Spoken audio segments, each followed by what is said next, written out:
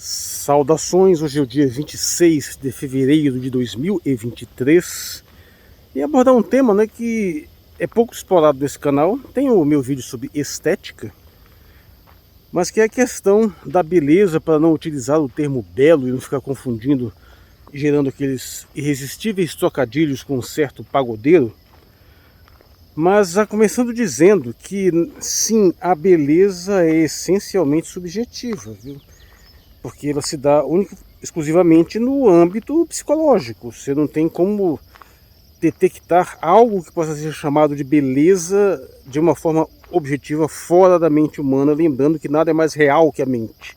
Agora, o que tem que estar em questão é qual que é o grau de pragmatismo desse senso de beleza. Porque quando nós nos referimos, por exemplo, à apreciação, especialmente do ponto de vista masculino, da beleza feminina, você vai observar que, na grande maioria dos casos, na percepção da maioria dos homens, o que ele considera bonito no corpo feminino coincide perfeitamente com questões pragmáticas de fertilidade e reprodução.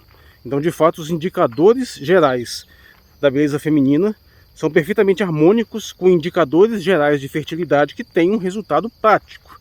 Então, havendo a devida relação sexual e a reprodução com mulheres que são consideradas bonitas pela grande maioria das pessoas, inclusive não só homens, você tem um resultado prático, efetivo e positivo em termos de qualidade genética. Então existe essa dimensão pragmática. E quando eu estou falando, na opinião da maioria dos homens, estou falando da maioria dos homens héteros que sentem desejo por mulheres. Não estou falando do padrão que estilistas homossexuais parisienses impuseram para dizer que o que é belo são modelos anoréxicas de passarela. Mas bem, para um exemplo menos problemático, porque essa questão de entrar na seara da subjetividade relativa à beleza feminina é sempre um tema tabu que é sujeito a cancelamentos por aí. Mas, por exemplo, quando nós observamos algo que nós consideramos belo numa estrutura física, por exemplo, numa máquina ou num animal, geralmente também está associado a questões bastante pragmáticas. A simetria, por exemplo, representa muito bem a capacidade de eficiência em movimento de um animal, ou mesmo de uma máquina, ou mesmo de uma estrutura, qualquer coisa que tenha um desempenho maximizado. Coloque uma estrutura assimétrica para um animal, ele vai ter dificuldades de movimentação, isso vai impactar no seu desempenho físico. Ou num pássaro, por exemplo, um pássaro não tem como voar com uma asa maior do que a outra. Então, e aí entram outros elementos, como por exemplo, você observar que você achar que há uma determinada beleza numa aeronave porque ela tem uma aerodinâmica bastante refinada. É claro que aí já entra um grau de subjetividade maior, porque algumas pessoas podem achar determinadas formas mais exóticas e menos pragmáticas mais belas, mas via de regra costuma haver uma certa coincidência no sentido pragmático do termo entre aquilo que nós consideramos belo e determinadas utilidades concretas e objetivas. Mas para por aí. Quando a gente vai cada vez mais para uma dimensão mais abstrata, aí a divergência tende a aumentar, E é claro que a gente vai sempre apelar, ou vai tentar objetivizar uma opinião maioritária. Aquela opinião que normalmente é compartilhada pela grande maioria das pessoas e que invariavelmente está correlacionada com essas questões objetivas, ou melhor, pragmáticas, Por exemplo, a beleza de um ambiente natural, que nem esse aqui. Via de regra, você vai observar que os ambientes naturais que são considerados mais belos também são, no sentido mais pragmático, mais palatáveis, mais adaptáveis à vida humana. A gente tende a achar mais bonito um ambiente cheio de vida, cheio de que tem água potável, como por exemplo um rio, uma cachoeira, que tem vegetação, que tem frutas, ou seja, um ambiente que nos é possível sobreviver com uma relativa facilidade, do que achar um ambiente absolutamente inóspito para a vida humana, como um deserto puramente rochoso, sem água nenhuma. Então sim, a questão que eu quero colocar é que, apesar da beleza ser uma percepção essencialmente subjetiva, porque apesar do que eu acabei de dizer, não existe uma lei natural determinando que tal ambiente natural é belo ou não, a beleza estando na nossa percepção subjetiva, ainda assim existe uma correlação dessa beleza com os elementos pragmáticos, em geral, associados ao nosso bem-estar, nossa sobrevivência, nossa maximização existencial. Agora, é claro que isso aí dá margem a uma série de movimentações, de divergências, de variações. Alguém pode achar perfeitamente belo um ambiente absolutamente gelado, com estruturas de cristais de gelo gigantescos, assim, que seria totalmente inóspito para a vida humana. Mas você observa que aí muda-se um pouco o enfoque daquela dimensão pragmática para uma dimensão puramente contemplativa que sugere outras coisas, como por exemplo a beleza da cor,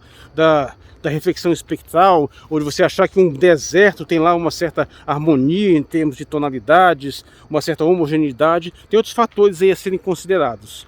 O que eu quero dizer é que, entre outras coisas, talvez o mais importante, é que frequentemente existe um ditado popular, que no caso é no sentido de burrice popular em vez de sabedoria, que é aquele que diz que gosto não se discute. É verdadeiramente impressionante, considerando que neste planeta, há milhares de anos, a espécie humana não faz outra coisa do que discutir gosto.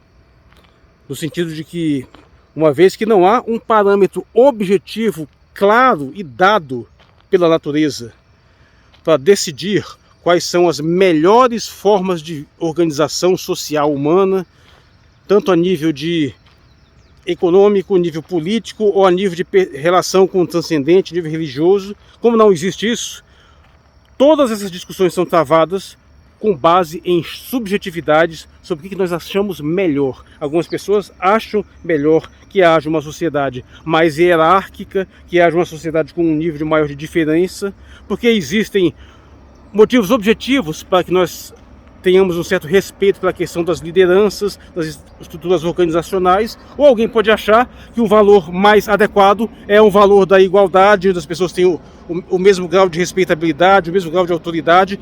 Existem algumas subjetividades envolvidas aí, de modo que nós entendemos perfeitamente que, a nível pragmático, isso pode variar. Há contextos onde a máxima igualdade possível de condições das pessoas é extremamente desejável, e há contextos que evidentemente não é.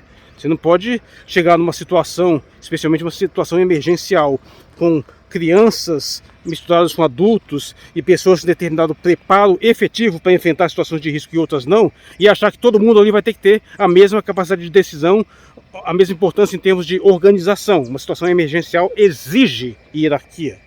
Mas a questão não é nem tanto as questões emergenciais, é o que é melhor para a nossa sociedade. E assim, não havendo uma conclusão objetiva generalizada, no fundo, o que a gente está discutindo são afetos, são gostos. Desde que eu deixe claro que eu estou falando de um nível mais sofisticado de discussão, né? Quando a gente já superou aquelas baboseiras, aquelas ilusões, aquelas incompreensões brutais da realidade, aquela infame adjetivação de substantivos. Estou falando de quando o nível da discussão se elevou e chegou a um denominador que não é comum, mas que diferencia as pessoas, e que é muito difícil você dizer qual que é mais apropriado, considerando o fato que eles partem de subjetividades distintas. Por exemplo, para ir já num ponto extremo, alguém pode chegar e dizer que ele acha muito melhor, mais interessante, mais belo, mais justificável, um mundo onde mais de 99% da humanidade seja eliminada e só uma pequena elite de humanos superiores, mais desenvolvidos, mais inteligentes, mais capazes, efetivamente sobreviva com determinadas características potencializadas por transhumanidade. Isso é uma opinião discutível. Alguém pode perceber uma beleza maior nisso, enquanto o outro acha que prefere um mundo mais amplo, cheio de pessoas que não necessariamente tenham que ser essas aptidões superiores, mas que vivam até de uma forma mais próxima à natureza, de uma forma mais próxima à humanidade, mas com todo o conforto. Existe beleza em todas essas visões e elementos que podem ser discutidos, prioridades distintas, percepções distintas. Então tem um grau de subjetividade aí profundo que é difícil de você dizer que está errado sob qualquer parâmetro objetivo claro. Você pode até não gostar, pode achar maquiavélico, pode achar excessivamente sensível, meio piegas, mas tem uma questão aí profunda que diferencia personalidades distintas, constituições psicológicas distintas e que são irredutíveis, né? É nesse nível que eu estou colocando essa questão do gosto, né? Eu tenho uma sensibilidade pessoal que me faz achar que em determinados sentidos uma liberalidade individual é melhor, mas em outros é pior. Então, apesar de eu ter argumentos pragmáticos para justificar isso em uma série de situações, há outras situações onde isso é mais difícil ser justificado de uma forma puramente racional. E eu acho que isso se aplica à maioria das pessoas. No fundo, o que estou querendo dizer é que existe uma instância da nossa compreensão, da nossa percepção, que ela é tão subjetiva, que ela é perfeitamente análoga àquilo que nós nos referimos de uma forma extremamente imprecisa com o termo gosto. Algo que nós gostamos, que nós apreciamos mais. E essa apreciação tem uma dimensão estética, tem uma dimensão de beleza. Essas subjetividades que diferenciam as pessoas são as responsáveis pela maior parte das divergências de pensamento que nós temos por aí, e toda a história humana não tem sido outra coisa que o confronto entre esses ideais de organização político, social, econômica, etc. Então sim, toda a história humana é movida por além de necessidades materiais, claro, mas especialmente no nível mais sofisticado, com civilizações mais desenvolvidas, toda a história humana é movida por sensibilidades subjetivas, por gostos. É o que mais se discute neste mundo. E voltando ao tema da beleza, que eu pretendo retomar em outras ocasiões, é aquela temática que vai gerar uma série de cisões e divisões e questões mais profundas, mas ela tem um ponto muitíssimo crucial. Se ela está, metaforicamente falando, nos olhos de quem vê, a questão é que os olhos de quem vê são os julgadores primários de toda a realidade. Eu sou Marcos Valério XR e no dia 26 de fevereiro de 2023, obrigado por sua atenção.